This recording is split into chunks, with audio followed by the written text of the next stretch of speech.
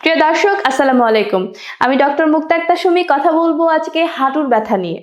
হাঁটুর ঠিক পিছনের এই জায়গাটাতে অনেক সময় দেখা যায় কোনো প্রকার আঘাতজনিত হিস্ট্রি নাই, এক্সরে বা এমআরআই রিপোর্টে কোনো ক্ষয়ের চিহ্ন নাই, তারপরেও প্রচুর পরিমাণে ব্যথা অনুভূত হয় ঠিক এই জায়গাটাতে। এই সমস্যাটার জন্য অনেক ডক্টর দেখিয়েছেন, অনেক ওষুধ খেয়েছেন, বাট তারপরেও এই ব্যথা আপনার যাচ্ছে না। বিশেষত টয়লেট সিটিংয়ে, রিক্সাতে উঠতে গেলে, সিঁড়িতে উঠতে গেলে, পা ভাঁজ করতে গেলে প্রচুর পরিমাণে ব্যথা অনুভূত হয়, বিশেষ করে রাতে বেশি। সব হাঁটুর ব্যথা কিন্তু আঘাতের কারণে হয় না বা ক্ষয়ের কারণে হয় না। কিছু হাঁটুর ব্যথা নার্ভের কারণেও হয়ে থাকে।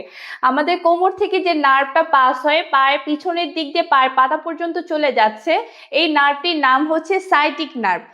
এই নার্ভটা বিশেষত এই এরিয়াতে, কোমরের ঠিক এই এরিয়াতে, যেটা আমাদের মানি ব্যাগ রাখার জায়গা, সেই এরিয়াতে এবং হাঁটুর ঠিক পিছনের এই এরিয়াতে, পপলিটিয়াল এরিয়াতে প্রচুর পরিমাণে ব্যথা অনুভূত হয়।